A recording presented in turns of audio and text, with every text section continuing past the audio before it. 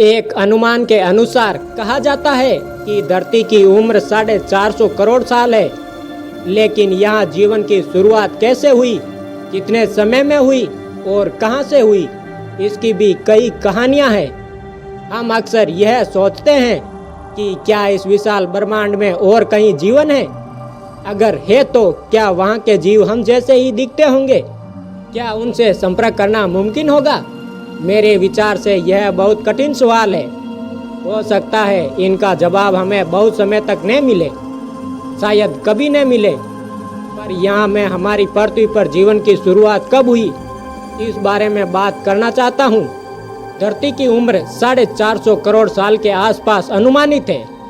कहते हैं कि मानवीय मस्तिष्क समय और अंतरिक्ष की विशालता की कल्पना करने में संघर्ष करता है। इन 450 करोड़ साल में जीवन की शुरुआत कब हुई? अगर जीवन की शुरुआत तक पहुंचना आसान था तो पृथ्वी की स्थापना के जल्दी बाद ही जीवन शुरू हुआ होगा। लेकिन अगर जीवन की शुरुआत तक पहुंचने का सफर कठिन रहा होगा तो पृथ्वी पर जीवन शुरू होने में काफी समय लगा होगा। आज हम जानते हैं कि जीवन की शुरुआत लगभग 400 करोड़ साल पहले हुई थी। यह कहाँ हुई थी, इसको लेकर वैज्ञानिकों के पास अलग अलग धारणाएं हैं।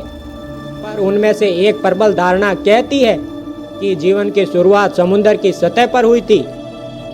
हमारे ये अनुमान कहते हैं कि जीवन तक पहुंचने का सफर धरती पर जल्दी ही कर लिया गया। ऐसा इसलिए भी है क्योंकि पृथ्वी के बनने के बाद बहुत समय तक हमारे ग्रह की सतह पर उथल पुथल चलती रही। इस दौरान गर्म पिघली धातु और हवाएं बहती रही। ऐसे वातावरण में कार्बन पर आधारित जीवन का पनपना असंभव था।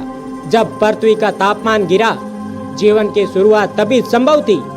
ऐसा सोचे तो लगता है कि जीवन का उद्भव आसान होता है, और अगर वो धरती पर आसान रहा है तो ब्रह्मांड में और जगह भी आसान रहा होगा। मेरे विचार से ऐसा सोचना ठीक है, पर उसके बाद जो धरती पर हुआ उससे यह सवाल थोड़ा पेचीदा हो जाता है। पहले जीव जो धरती पर आए उन्हें अंग्रेजी में प्रोकैरियोट कहा जाता है। इन जीवों में न्यूक्लियस यानी कि केंद्रक नहीं होता, और हमारी कोशिकाओं के मुकाबले में यह बहुत सरल होते हैं। बैक्टीरिया प्रोकैरियोट किस्म में होते हैं। यह बैक्टीरिया वही है जिन्हें मारने के लिए एंटीबायोटिक खाते हैं। जब जीवन का आविष्कार धरती पर हुआ तो दो तरह के प्रोकैरियोट सामने आए। एक का नाम बैक्टीरिया और दूसरे का नाम आर्किया था। यह दो किस्म की कोशिकाएं सरल होती है, और 400 करोड़ साल पहले धरती पर आकर इन्हीं दोनों का धरती पर बोलबाला रहा। ऐसा लगभग 200 करोड़ साल तक चला। इतने लंबे अंतराल के बाद एक आर्किया ने एक बैक्टीरिया को अपने अंदर समा लिया। यह घटना कब और कैसे हुई, इस पर आज भी अनुसंधान जारी है, और इस प्रसंग की बारीकियां हम आज नहीं जानते हैं। पर इस एक घटना ने धरती पर जीवन का रुख बदल दिया। आर्किया के अंदर बैक्टीरिया जाने से एक यूकेरियोट कोशिका पैदा हुई। हम अपने आसपास जितनी प्रजातियां देखते हैं, पेड़ पौधे, जानवर, पक्षी और हम स्वयं, सभी उस यूकेरियोट कोशिका का ही नतीजा है। आर्किया के अंदर जाने वाला बैक्टीरिया क्रमागत उन्नति के एक प्रक्रिया के बाद एक कोशिका का वह केंद्रक बन गया जहां कोशिका की ऊर्जा का उत्पादन होता है। ऐसा होना धरती पर जीवन के लिए एक बहुत महत्वपूर्ण कदम था। ऐसा माना जाता है कि इस एक घटना से एक कोशिका जितनी ऊर्जा थी वह बहुत बढ़ गई, और उसी कारण से मनुष्य जैसे जटिल जीवों का धरती पर आना संभव हुआ। पर ऐसा होने में 200 करोड़ साल क्यों लगे, इस सवाल का कोई सरल जवाब नहीं है। क्या अगर ब्रह्मांड में कहीं और जीवन है तो क्या वहाँ भी ऐसा होने में इतना ही समय लगा होगा, या क्या ऐसा हुआ भी होगा?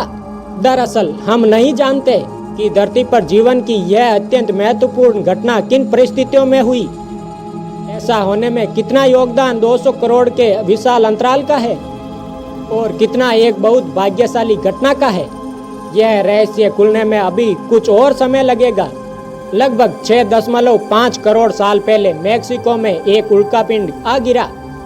उसके गिरने से धरती पर जो प्रलय आई, उससे जो तबाही हुई, उसका एक शिकार डायनासोर भी थे। नतीजा यह हुआ कि डायनासोर धरती से लुप्त हो गए। उनके लुप्त होने से धरती पर दबदबा बनाए रखने वाली एक प्रजाति गायब हो गई। इसी कारण और प्रजातियों को मौका मिला कि वह अपना प्रभाव जमा सके। यह इसी हादसे के कारण हुआ कि मनुष्यों की पूर्वज प्रजातियां फल फूल पाई और परिणाम स्वरूप कुछ 6.5 करोड़ साल बाद हम धरती पर एक प्रभुत्व वाली प्रजाति है। यदि 6.5 करोड़ साल पहले वह उल्कापिंड धरती पर न गिरा होता तो मेरे ख्याल से धरती पर जीवन की कहानी कुछ और ही होती।